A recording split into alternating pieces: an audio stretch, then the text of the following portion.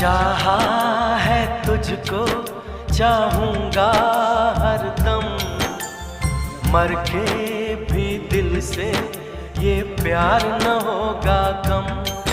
तेरी याद जो आती है मेरे आंसू बहते हैं, अपना तो मिलन होगा पल पल ये कहते हैं।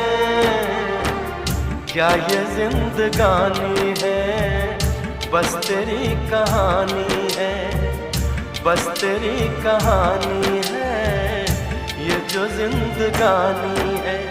चाहा है तुझको चाहूंगा हरदम, मर के भी दिल से ये प्यार न होगा कम।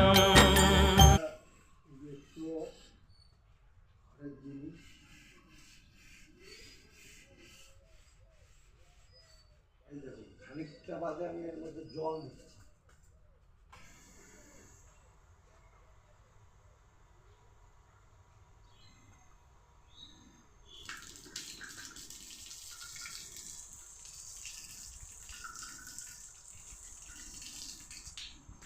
দেখুন খানিকটা অনেক চকচকা হয়ে গেছে, দেখছেন?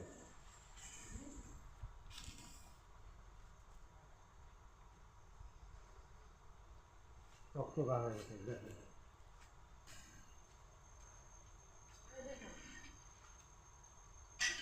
এইভাবে স্টিল দিয়ে আপনার কলপাতটাকে অনায়াসে ঘষতে পারবেন, কোনো অসুবিধা হলে আপনার ব্লিচিংয়ের কাজ করবে। আর ব্লিচিং দিতে হলে আপনাকে রাত্রে ব্লিচিং দিয়ে কলপার হোক বা যেই হোক আপনার বাথরুম টাথরুম যাই হোক, ব্লিচিংটাকে রাত্রেবেলায় ইউজ করবে। রাত্রেবেলায় ধোয়ার পরে ব্লিচিং ধোয়ার পরে ওটাকে ওখানে আর জল ঢালবেন না, আংশিক জল ওটাকে দিয়ে ভিজিয়ে রাখবেন। ওই দিন ব্লিচিংটা সম্পূর্ণ রাত্রে থাকবে।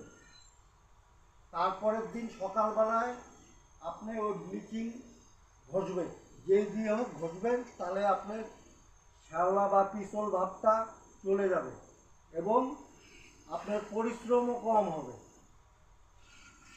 আমি যে এখন যেই প্রক্রিয়াটা করছি এটা পরিশ্রম বেশি, কারণ এর মধ্যে ব্লিচিং আমার ধোয়া নেই।